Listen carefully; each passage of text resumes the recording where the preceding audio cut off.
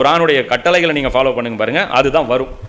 பிரியாணின்னு உங்களுக்கு பிடிக்காமல் இருக்கட்டும், வெங்காயம் போடுங்க, தயிர் ஊற்றுங்க, பச்சை மிளகா போடுங்க, கறியை போடுங்க, அது வெந்ததுக்கப்புறம் தம்மு விடுங்க, அதுக்கப்புறம் அந்த அரிசி ஊற போடுங்க, கடைசியாக அதை போட்டு மேலே நெருப்பு போட்டு எடுத்துருங்க. உங்களுக்கு பிரியாணியே பிடிக்கலாலும் இதுதான், இது செய்யுங்க குர்ஆன். இவங்க என்னங்கிறாங்க, பிரியாணின்னு இருக்காங்க, ஆனால் இதை செய்ய சொல்லுது இல்லை, நீங்கள் இதை செய்யுங்க. பிரியாணின்னு இல்லைன்னு கூட குஸ்கான் கூட சொல்லிட்டு செய்யுங்க, இல்லை தக்காளி சோறுன்னு கூட வச்சுங்க, அது பேர் வேறு என்னன்னாலும் வச்சுங்க. நீங்கள் ஒழுங்காக வெங்காயத்தை நறுக்குங்க. வெங்காயத்தை நறுக்கு சொன்னால் பிரியாணிக்கு ஆதாரம் கேட்குறாங்க. நீங்கள் வெங்காயத்தை நறுங்க, குர்ஆன் சொல்கிற வெங்காயத்தை நறுங்க, குர்ஆன் சொல்கிற பச்சை மிளகாய் போடுங்க, எல்லாத்தையும் போட்டு கலக்குங்க, என்ன வருதோ அதை சாப்பிடுவோம். இப்போ குர்ஆன் சொல்லக்கூடிய உத்தரவுகளை ஃபாலோ பண்ணுறோம் தான் நம்ம கூப்பிட்றோம், புரியுங்களா? கிலாஃபத்து ஹாக்கிமத்து அது என்னன்னே தெரியாமலே போட்டோம். குர்ஆனை நிலைநாட்டுவோம் வாங்க, தீனை நிலைநாட்டுவோம் என்னன்னே தெரியாமலே போட்டு, ஒன்றும் பிரச்சனை இல்லை. அப்போ இதுதான் இதில் நம்ம இந்த விஷயத்தை சொல்லும்போது அவங்க என்ன பண்ணுறாங்க, அப்ஜெக்ஷன் பண்ணிடுறாங்க. ஆனால் ஒரு மூமின் எப்படி இருக்கணும், அவங்களுடைய அந்த விஷயங்கள் ஒரு ஷிர்க்கை ஷிர்க்கில் வருதுன்னு நம்ம சொல்கிறோம், அசால்ட்டாக எடுத்துக்கிறாங்க. ரசூல் என்ன சொல்கிறாங்க, எவரிடம் 3 தன்மைகள் அமைந்து விட்டதோ அவர் ஈமான் எனும் இறை நம்பிக்கையின் சுவையை உணர்ந்தவர். அது 3 என்ன, அல்லாவும் அவனுடைய தூதரும் ஒருவருக்கு மற்றெவரையும் விட அதிக நேசத்துக்குரியவராவது, அல்லாவும் அவனுடைய தூதரும் எல்லாரை விட பிரியமானவராவது, ஒருவர் மற்றொருவரை அல்லாவுக்காகவே நேசிப்பது, நெருப்பில் வீசப்படுவதை வெறுப்பது போல் இறை நிராகரிப்புக்கு திரும்பி செல்வதை வெறுப்பது, குஃபருக்கு போகிறத வெறுக்கணும். நமக்கு குஃபர் வருதுங்கிறோம்ல, அப்போ என்ன ஆர்குமெண்ட்டுன்னு ஒரு மூமின் ஆய்வு பண்ணணுமா இல்லையா? அதை என்ன பண்ணுறதில்ல, அவங்க பண்ணுறதே இல்லை.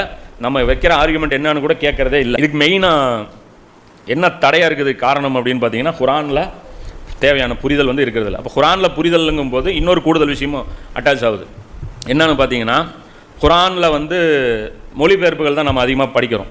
குர்ஆனில் மொழிபெயர்ப்பு தான் அதிகமாக படிக்கிறோம். இந்த மொழிபெயர்ப்புகளில் என்ன பிரச்சனை இருக்குதுன்னு பார்த்தீங்கன்னா, ஒரு அரபி வார்த்தைக்கு நிறைய மீனிங் இருக்குது. அப்போ அது பிரிண்டிங்கில் கொண்டு வரும்போது ஏதோ ஒரு மீனிங் தான் நம்ம கொண்டு வர முடியும். மொழியாக்கத்தில் அவ்வளோதான் கொண்டு வர முடியும். தஃப்சீரில் வேணால் ஒரு பட்டியலாக போட முடியும். அப்போ அந்த இடங்களில் குர்ஆன் பேசக்கூடிய ஒரு 4 அடிப்படையான சொற்கள் இருக்குது. அப்போது அந்த அடிப்படையான அந்த சொற்கள் இருக்குல்ல, அதுக்கே இவங்க மீனிங் தவறாக புரிஞ்சு வச்சுருக்காங்க. அதுக்கு மீனிங் விரிவாக பார்க்கணும். குர்ஆன் வெறும் டிரான்ஸ்லேஷனே கொடுங்க, ஆனால் அந்த 4 வார்த்தைக்கு மட்டும் தஃப்சீர் எழுதணும். புரியுதா இல்லையா? இப்போ மூன் பப்ளிகேஷன் குர்ஆன் டிரான்ஸ்லேஷன் பண்ணட்டும், எல்லா வார்த்தைகளும் வெறும் வார்த்தைக்கு வார்த்தை மொழியாக்கமே இருக்கட்டும். ஆனால் இந்த 4 வார்த்தைக்கு மட்டும் 20, 30, 50 பக்கத்துக்கு தஃப்சீர் எழுதணும். தஃப்சீர் எழுதுனா மட்டும்தான் மீதி இருக்கிற குர்ஆனில் எங்கெல்லாம் அந்த வார்த்தைகள் பயன்படுத்தப்படும் போது அந்த மீனிங்கோடு நமக்கு அட்டாச் ஆகி படிக்க முடியும். புரியுதா இல்லையா? அதை மட்டும் மிஸ் பண்ணிட்டோம் அப்படின்னா குர்ஆன் படித்தும் தண்டம். அதுதான் மௌலானா மௌதூதி அவர் எழுதுறாரு.